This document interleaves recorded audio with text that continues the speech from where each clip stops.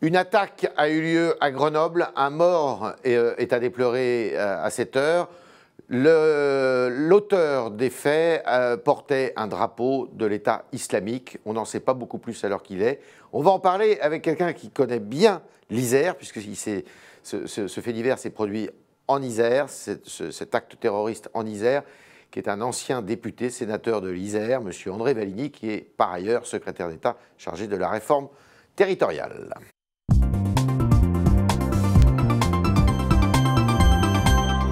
André Valigny, bonjour. Bonjour Yves Tréhard. On vient d'apprendre il y a quelques minutes cette attaque à caractère, semble-t-il, islamiste, puisque l'auteur des faits portait un drapeau aux couleurs de l'État islamiste. Vous connaissez cet endroit, Saint-Quentin-Fallavier, j'imagine, et cette usine, qui est une usine de produits Air Products, ça s'appelle. Est-ce que vous la connaissez? Non, je connais Saint-Quentin-Fallavier, c'est une ville assez importante du nord de l'Isère, qui fait partie de la ville nouvelle de l'île d'Abo, à mi-chemin entre Lyon et Grenoble, mais je ne connais pas cette usine. D'accord.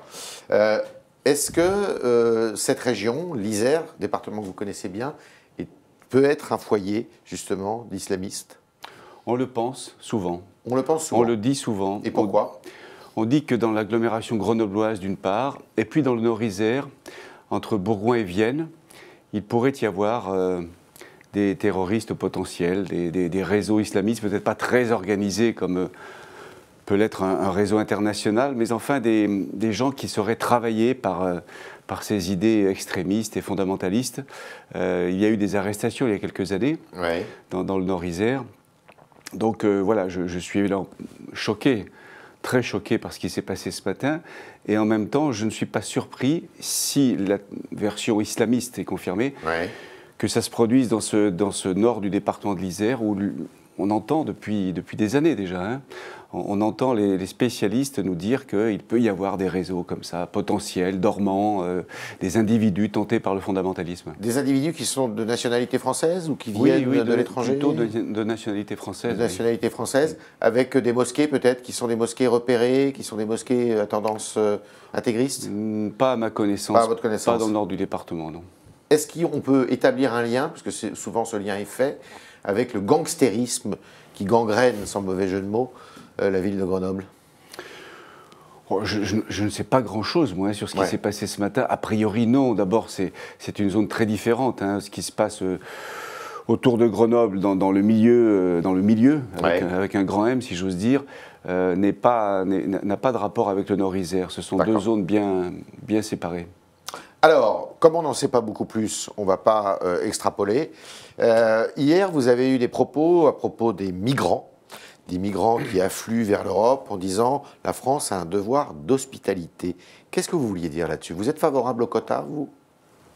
Moi, je suis favorable à ce qu'on accueille avec beaucoup d'humanité ces pauvres gens, ces hommes, ces femmes, ces enfants qui traversent la Méditerranée au péril de leur vie, et beaucoup en meurent d'ailleurs, qu'on les accueille avec le plus d'humanité possible. Pour ceux qui fuient la répression politique, la violence... Et même pour les autres. Même pour les migrants économiques? Mais quand ils arrivent sur les côtes, on doit les prendre en charge, les héberger, leur donner à manger, leur donner de quoi dormir, et ensuite, s'ils sont en situation irrégulière et qu'ils ne sont pas demandeurs d'asile, les reconduire dans leur pays, bien sûr. Mais ça, on ne le fait pas. Mais d'abord l'humanité. D'accord.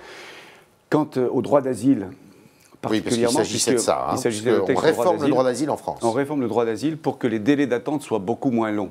Passer de 2 ans à 9 mois. À 9 mois. Parce que pendant 2 ans, on fait attendre des gens qui s'installent, dont les enfants sont parfois scolarisés, et si au bout de 2 ans, on leur dit « vous n'êtes pas éligible au droit d'asile », ils doivent repartir. Et c'est très difficile de les faire repartir. Donc il faut réduire ce délai à 9 mois en moyenne.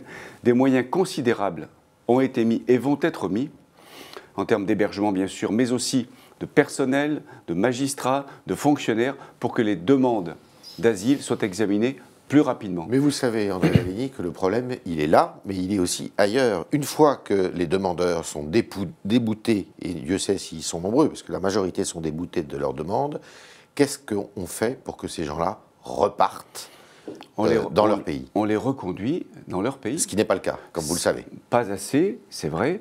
Mais hier, j'ai réaffirmé la volonté du gouvernement, qui est la suivante. Lorsque un demandeur d'asile est débouté de sa demande de droit d'asile, il est reconduit à la frontière. On doit le raccompagner. Mais vous savez que ça se fait dans... Ça se fait. C'est très peu. Les statistiques montrent qu'il y a 2 ou 3% des déboutés qui repartent et qui quittent la France. Oui, ce n'est pas assez. Il faut augmenter cette proportion. Comment on peut faire? Il faut construire des centres de rétention, il faut construire... Oui, mais c'est une solution provisoire de les mettre dans les centres de rétention. Il faut les reconduire à la frontière, il faut passer des accords avec les pays d'origine, il faut bien sûr, comme tout le monde l'a compris maintenant et heureusement, prendre le problème à la source, c'est-à-dire aider les pays d'émigration à se développer pour que les gens n'aient plus envie de partir de ces pays. Et là, on parle que de l'immigration économique, parce que si on reparle du droit d'asile, on va évidemment protéger les gens pour éviter qu'ils ne repartent dans des pays où ils sont maltraités, emprisonnés. Très bien. Et j'ai dit hier que la France, plus qu'aucun autre pays, a un devoir d'hospitalité à l'égard des demandeurs d'asile. La France, elle est terre d'asile depuis plus que d'autres pays? Parce que c'est la Révolution française qui nous l'a enseigné. Parce que la France, dans le monde entier, elle est vue, elle est perçue, elle est aimée comme protectrice des libertés. Elle est là pour accueillir tous les persécutés de la terre, ceux qui sont pourchassés dans leur pays, emprisonnés pour leurs idées politiques. Voilà. Et ça remonte à la création de la République. Et tous les républicains, de droite comme de gauche, sont d'accord là-dessus. Hier encore dans l'hémicycle, sur le droit d'asile, il y avait un consensus. La vraie question, c'est vrai, qui est plus difficile à résoudre, c'est celle de l'immigration économique. Et de ce point de vue, je trouve que l'Europe n'est pas à la hauteur de sa tâche. N'est pas à la hauteur de sa tâche. Deuxième point technique que je voudrais aborder avec vous, c'est celui de la réforme territoriale. Alors, il y a eu le volet 1, qui était celui qui consistait à redessiner les régions.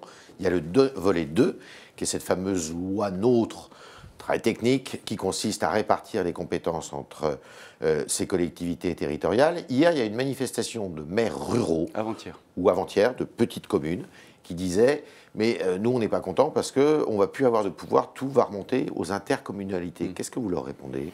Vous les avez reçus d'ailleurs? Oui, je les ai reçus. Je suis même allé partager un peu de charcuterie et de vin rouge avec des élus de la Lozère et de régions du sud de la France, parce que je me déplace beaucoup. Dans tous les départements, j'y vais chaque semaine, je fais un déplacement, je reste 2 jours sur place. Je ne me contente pas d'une visite éclair de quelques heures, donc je rencontre beaucoup les élus dans les plus petites communes. Je participe à de très nombreux congrès des maires. Qu'est-ce que vous leur dites? Et je leur dis la même chose à tous. L'intercommunalité, c'est une chance pour les communes de rester ce qu'elles sont. C'est-à-dire que je considère que plus l'intercommunalité sera grande... C'est-à-dire de mettre en commun des compétences. Hein, voilà, l'intercommunalité, c'est faire à plusieurs ce qu'on ne peut pas faire isolément. Depuis 20 ans, l'intercommunalité est beaucoup montée en puissance. L'émiettement communal français, 36 600 communes, c'est trop. Cette particularité française, c'est pas trop, c'est l'histoire, c'est l'identité du pays. La commune, elle est dans l'ADN de la République française. Pour autant, il y en a 36 700. Donc depuis 20 ans, on les a regroupées. Et elles font très bien maintenant à plusieurs ce qu'elles ne pouvaient plus faire toutes seules. Ils ont peur de quoi, ces maires? Ils ont peur qu'on agrandisse les intercommunalités. Ce qu'on veut faire, c'est vrai. Mais moi, je leur dis que plus l'intercommunalité sera grande dans son périmètre et avec plus de compétences, plus la commune aura son rôle à jouer de cellule de base de la démocratie. Au contraire, ça va valoriser les petites communes d'être dans de grands ensembles. Vous êtes optimiste sur l'adoption de cette loi? Elle ne va pas faire grincer des dents? Non, je pense qu'elle va passer. Sur la répartition des compétences? Il y a encore un débat entre l'Assemblée et le Sénat, entre les départementalistes et les régionalistes, mais on va y arriver. Et quand on regarde dans le détail aussi, c'est pas simple, hein, la clause de compétence générale que vous voulez abroger. Oui, mais quand on regarde dans le détail, il y a tellement d'exceptions que c'est comme si elle était conservée. Notre pays est un vieux pays qu'il est très difficile de réformer. Un peu ankylosé. On s'y est attaqué, ça prend du temps. Ça prend du temps. C'était le talk dans des conditions un peu particulières d'André Vallini, alors qu'un attentat, une attaque à caractère islamiste, semble-t-il, vient d'avoir lieu en Isère, le département qui le connaît bien, son département électoral.